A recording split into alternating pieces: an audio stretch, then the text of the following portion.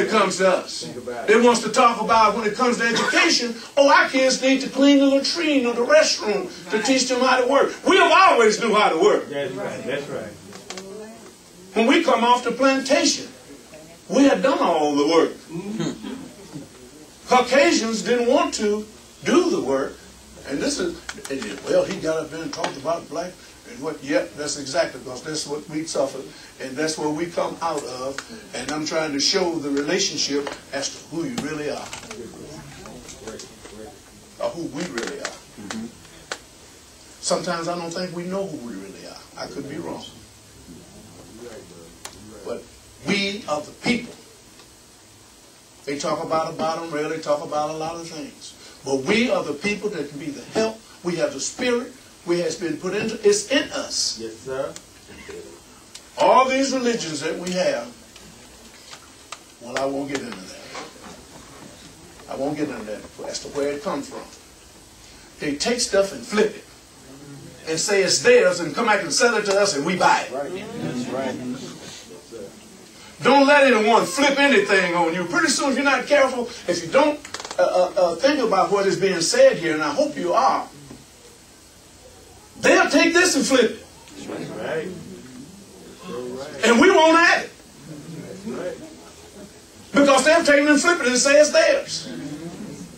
They will try to make the Honorable Elijah Muhammad, Imam Muhammad, insignificant. Yes. The most significant man of the 20th century passed away, and they act like nothing happened. Yes. The news media. Think about it. Now, the question you should have in your mind, why did they do it? Good word. The most significant, as Prophet Muhammad was the best example, the most significant person in the 20th century, was Imam W.D. Muhammad. That's right. No one came and challenged him with all of their knowledge. Yes, that's right. Think about it. They didn't even attack him in the paper. The Wall Street Journal gave him a good article. Because sometimes you do this because you know, like, we with him, he okay, and it's okay. You know what I'm saying? Because if you attack him, then people will start listening to other African Americans and non-white people that are not involved. See, because when the white supremacists got ready to enslave someone, they picked us up and brought us over here to work free. And they took most of the land over here, and they cut up North America into, the Americas, into North America, Central America, and South America. By whose dictate? Who told them to cut it up like that? They cut up Africa, they cut up everywhere they go. And then they want to, for the purpose of dominance and control. That's the whole purpose. That whole state of Israel there ain't about no oil. It's about control. Saddam Hussein and that whole thing with Saddam Hussein, it wasn't about any oil. It's about control. All we had to do is stay out of it and let Kuwait and them settle it. But if we get into it, it's control. Big bush, little bush. You see, it's about control in all areas of activity. Economics, we heard it. Someone mentioned that it was a down, in 2008 when President Barack Obama came in. It was going into a tailspin, the whole economic system worldwide, because this white racist supremacist is not just in America. Worldwide, wherever you go, you're going to find black people at the bottom. Everywhere you go, any country, if he's black, he's at the bottom. Then you got the brown.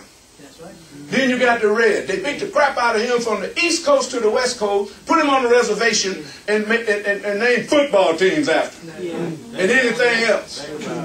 Right? The yellow man, what did they do? They had war with Hitler, he was raised in hell, him and Mussolini and everybody else. And what did they do? They dropped the bomb twice on Hiroshima and Nagasaki. I'm proving my point. I'm proving my point that this man is a racist white supremacist. It's not back then. It is now. What do we control now in economics? Good question. What about education? Good question. And all the others that I named? Because sometimes in the interaction between those, we are subject in those areas. When you get married, you have to go to someone else that don't look like you to get approval. Think about it. In America, with all the democracy and with all the rights, this is what you have to do. Because there's almost like a royalist system where the king can do no wrong and he rules. Or like the Godfather said, they're a bunch of brutes, all those Africans in Harlem. Send the dope into there. They don't have any soul. They rule it like the mafia. Yes, sir. We're under the system. Now, we, Muslims, you don't have the fear that most African Americans and most non-whites have because of the way you've been worked. If you do have the fear, then you didn't get the message. Right.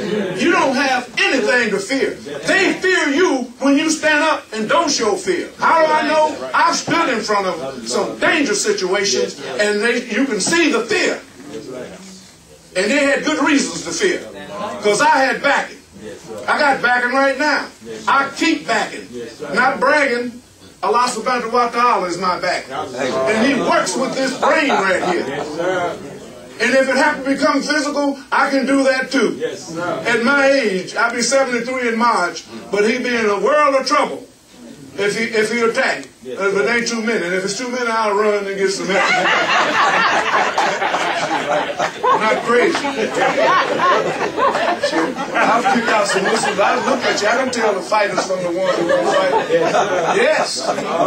Yes. And come and get them. This is what we have to do, because right in the midst of this thing, something is happening. That's right. And before I say that, I want to say this to you. You are the only people on the planet that was given a religion that you didn't choose, that was represented by the people that put you in trouble. Tell me another people in any country, anywhere you go, that happened. We're the only people that happened to. Father Muhammad came here, Elijah Muhammad, Imam Muhammad, he said, I'm not forcing you to follow me.